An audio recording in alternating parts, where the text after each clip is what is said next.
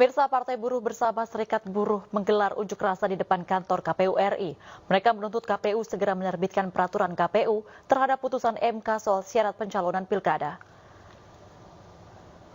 Aksi unjuk rasa digelar di depan kantor Komisi Pemilihan Umum atau KPU RI Menteng, Jakarta Pusat, Minggu siang. Massa yang berasal dari elemen buruh dan masyarakat sipil menuntut agar KPU segera menerbitkan peraturan KPU terkait pilkada yang sesuai dengan isi keputusan MK nomor 60 dan nomor 70. Massa akan terus mengawal penerbitan PKPU agar ada alat bukti tertulis dari tindak lanjut pembatalan revisi UU Pilkada oleh DPR RI. Kita harus pastikan PKPU itu harus keluar sebelum tanggal 27, artinya 26 Agustus jam 00 sudah ada PKPU yang baru yang memuat keputusan MK nomor 60 dan nomor 70. Nggak bisa dipisah ya. Oleh karena itu KPU harus kita jaga. Kita kepung, bahkan kita inapkan. Kalau, sekali lagi, kalau KPU-nya bermain-main dengan aturan Mahkamah Konstitusi. Pemirsa, Komisi 2 DPR RI bersama Pemilihan Umum dan Pemerintah menyetujui peraturan KPU PKPU nomor 8 tahun 2024 tentang pencalonan kepala daerah yang mengakomodasi putusan Mahkamah Konstitusi. Dalam rapat dengar pendapat yang dihadiri Komisi 2 DPR RI, KPU, Bawaslu, DKPP, Kemendagri, dan Kemenkumham dinyatakan setuju dengan perubahan atas PKPU nomor 8 tahun 2024 tentang pencalonan gubernur dan wakil gubernur, bupati dan wakil bupati, serta wali kota dan wakil wali kota. RDP sendiri dimajukan dari yang awalnya dijadwalkan Senin besok dengan pertimbangan agar KPU memiliki waktu dalam membuat aturan turunan. DPR menegaskan bahwa hasil rancangan PKPU ini merujuk secara utuh pada putusan MK nomor 60 dan 70 tahun 2024 tanpa ditambah dan dikurangi sama sekali.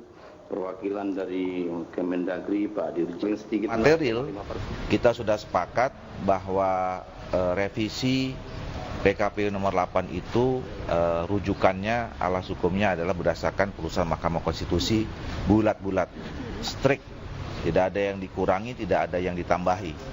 Jadi mengacu pada putusan Mahkamah Konstitusi nomor 60 dan 70, baik amar maupun penjelasannya.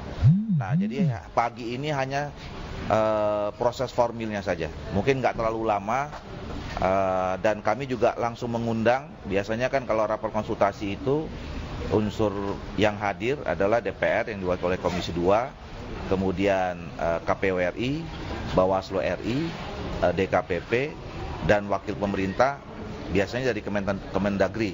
Tapi hari ini kami tambah dengan mengundang Kemenkumham. Jadi ada dirjen, salah satu dirjen yang diutus oleh Menteri Hukum dan HAM. Oh, Menkumnya datang. Oh, Menkumnya justru Menkumnya yang datang.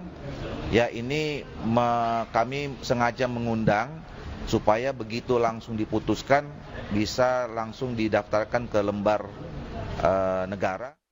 PKPU setelah putusan Mahkamah Konstitusi nomor 60 dan 70 yang semalam sudah kita bahas, karena pertimbangan kebutuhan mendesak dan seterusnya, kami menyampaikan kita berdiskusi dengan banyak pihak untuk kemudian mempercepat proses konsultasi, dan alhamdulillah terjadwal pagi ini jam 10 insya Allah, dan semoga lancar semua dan seluruh putusan 60 dan 70 akan dimasukkan dalam perubahan PKPU terkait dengan pencalonan calon kepala daerah, insya Allah.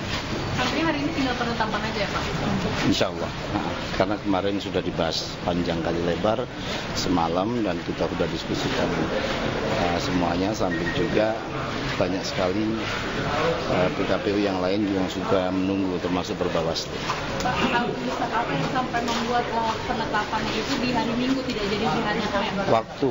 Kami kan juga butuh untuk kemudian punya selang waktu yang lebih untuk menyampaikan kejajaran juga, dan termasuk dinamika yang berlangsung untuk kemudian menurunkan dalam bentuk juknis dan seterusnya.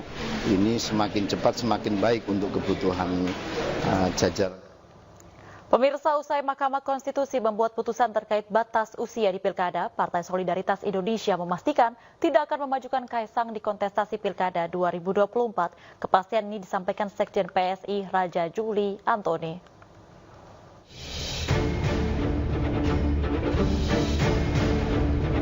Teka-teki kemungkinan majunya Kaisang Pangarep di Pilkada 2024 dijawab Partai Solidaritas Indonesia. Sekjen Partai Solidaritas Indonesia Raja Juli Antoni memastikan Ketua Umum PSI Kaisang Pangarep tidak akan maju di Pilkada 2024. Dengan lahirnya keputusan MK, Mas Kaisang tidak akan maju lagi, ya, tidak akan maju menjadi dalam kontestasi Pilkada ya, di 2024 ini. Jadi clear ya. Sekali lagi saya tegaskan bahwa Mas Kaisang ya dengan keputusan MK itu tidak akan maju lagi menjadi calon pilkada dimanapun. Terus kalau ya terkait urus surat tidak dipidana itu gimana? Ya saya sudah sampaikan juga di rilis saya bahwa sebelum beliau berangkat ke Amerika Serikat ada salah seorang ketua DPP PSI yang mempunyai inisiatif untuk memulai mengurus administrasi kalau pada ujungnya nanti Kim Plus akan mencalonkan Mas Kaisang sebagai salah seorang kandidat di Jawa Tengah ya. Jadi ketika itu juga komunikasi berjalan tapi juga belum bulat gitu ya. Jadi sambil komunikasi berjalan hal yang bersifat administratif ini dijalankan. Tapi per keputusan MK itu ya proses administrasinya berhenti dan Mas Kaisang sendiri mengatakan bahwa karena beliau adalah taat kepada konstitusi ya. Kenapa ketika itu didorong oleh PSI untuk maju kan karena memang juga ada ruang konstitusionalnya dengan keputusan MA ya. Kemudian beliau eligible untuk maju. Nah, setelah keputusan MK ada, ya Mas Kaisang mengatakan bahwa saya tidak akan maju dalam kontestasi. Oke. KPU juga telah menegaskan pendaftaran calon kepala daerah mengikuti putusan uji materi Mahkamah Konstitusi tersebut. Pasca putusan itu, semua administrasi Kaisang pun dihentikan. PSI menyatakan taat konstitusi dan mengikuti sepenuhnya putusan MK. Tim Liputan iNews melaporkan.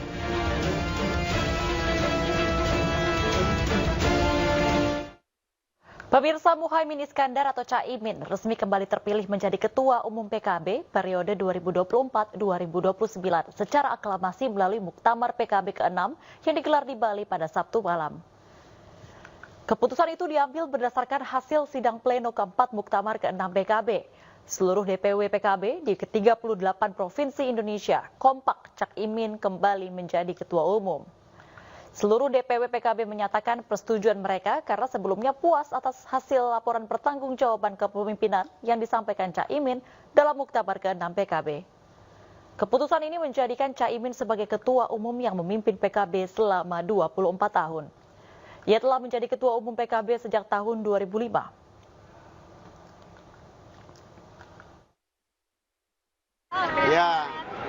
Ya karena semua DPC 500 lebih DPC mengendaki saya, sehingga saya merasa ini bagian dari tanggung jawab berikutnya. Tapi saya tadi sudah menanyakan kepada seluruh DPC bahwa mandat yang diberikan kepada saya, mandataris tunggal yang dimintakan kepada saya balik kepada mereka asal mereka mau berkomitmen. Bersama-sama berjuang kembali, saya siap. Dan akhirnya diputuskan seperti itu. Tentu ini amanah berat yang insya Allah saya akan bekerja sekuat tenaga. Pemirsa, Ketua Umum Partai Gerindra sekaligus Presiden terpilih Prabowo Subianto menampik kabar keretakan hubungannya dengan Presiden Joko Widodo. Menurut Prabowo, isu itu dibuat sebagai upaya adu domba.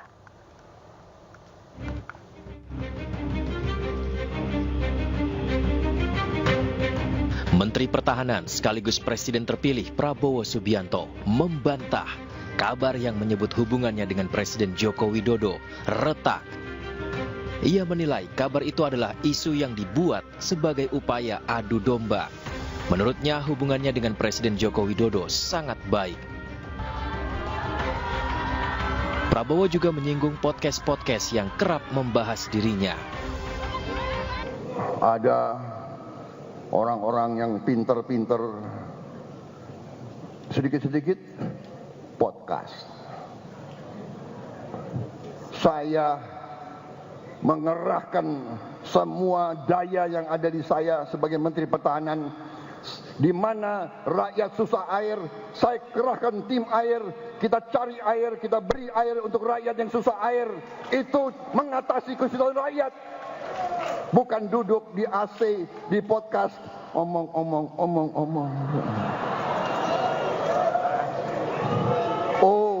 Oh, Pak Prabowo begini, Pak Prabowo begitu. Ternyata Prabowo dan Jokowi sudah retak. Retak di mana retak? Selalu mau adu domba, selalu adu domba. Ya. Kita, tapi itu yang ini ya, bagian ini ya, sudah selesai ya. Nah, sekarang bagian yang menggembirakan. Sebelumnya, kabar keretakan hubungan Prabowo dengan Jokowi berembus pasca Pilpres 2024. Warganet mengaitkannya dengan beberapa potongan video yang beredar dengan narasi negatif hubungan Prabowo dan Jokowi. Tim Liputan iNews melaporkan.